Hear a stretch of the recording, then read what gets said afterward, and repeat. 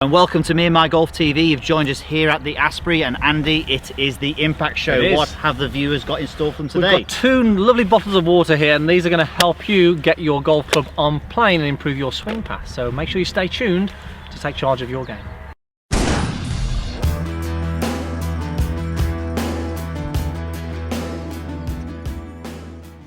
Okay, so it's time for the Impact Show. This is where we answer your questions on your golf swing to help create more impact in your game. Yes, make sure you get involved. Go to Facebook, Twitter and Instagram today and post your questions on today's topic using the hashtag Impact Show.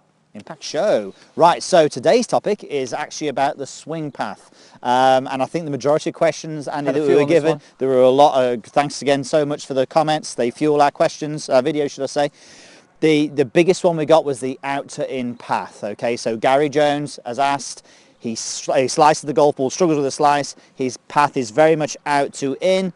Can we fix it? Can we help? Yes, we can, Gary. So I think the first thing is, just in case you're not sure on what an out to in path is, Andy, can you show people please? Okay, so an out to in path basically is when the club for a right-handed golfer is swinging a little bit too much to the left. So normally the out to in is referring to the target line. Yep. The club is from sort of out in front of the target line to in from the target line, and this generally we see produces that sort of that slice shot there. So it is the most common one we see. Yeah. You know, a lot of you guys are always fighting that slice, so we've got a great thing for you to work on today. It's hopefully going to change that path and get rid of that slice. Come on then, what are these water bottles doing here, Andy? Okay, what are we going to do with those?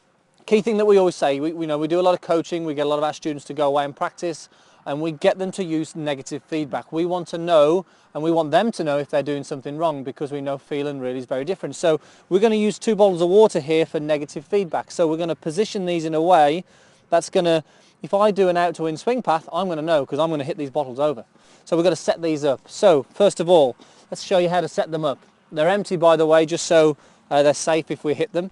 So the first one I'm going to do, I'm going to position it just underneath the shaft, okay, of the golf club there. And give myself a little bit of room to start with, just a bit there, and then I'm going to go a foot towards the target. Okay, then I'm going to get this one here in front, just in front of the club head, again a foot behind the golf ball here.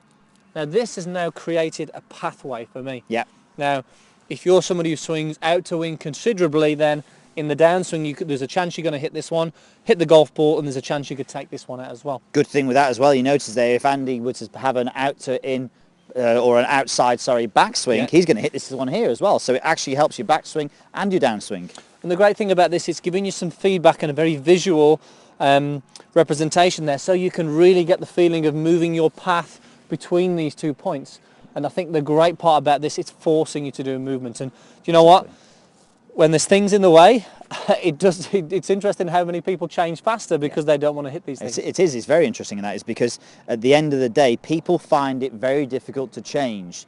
So if you just stand there and try to get your path more out to the right, so more inside out, into out, it's harder to do it unless, if you've got something on the ground there, it really is going to force you. So Andy's going to hit a shot, I think, in a minute. I want to do a practice swing first. Say. So the first thing to do is, before you actually hit a golf ball, let's have a few practice swings and see if we can, first of all, see that club swinging a little bit more to the right, and you'll see almost like a little blur, especially with this nice white driver. You'll see that blur of that club swinging between the two.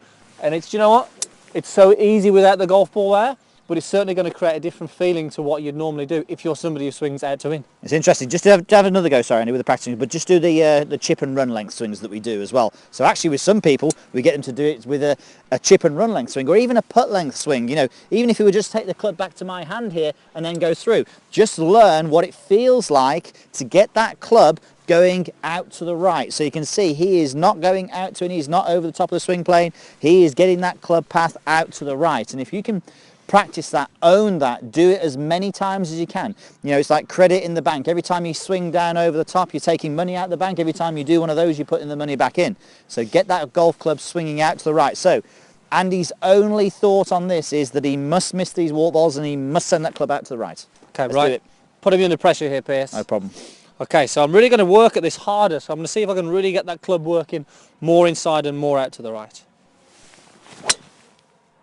And just like that, he gets a nice little draw. So Gary, I'm sure you would love that. If we can get you doing that, then it's going to be very much a more enjoyable game for you. But with the water bottles there, mess around with the placement a little bit. You can make it tighter, so you can bring it in a little bit. You can bring it in so that your path has to be only to the right. So it may force your backswing to go a little bit more inside. Not a problem if we're going to be working really hard to get that path out to the right. It's interesting when we use this with some of our students, they say, oh, the bottles are putting me off. They're designed to put you off, okay? That's the whole purpose of this. It's going to create a different feeling, and it's going to force you to create a better movement. And if you can do that, hit a nice little draw like that, I'm sure you're going to be happy in getting rid of that slice. Absolutely. So Gary, what you must do is you must put the bottles of water down. Then from there, you must exaggerate that path out to the right as much as possible. So hopefully, eventually, you can actually start hooking it too much.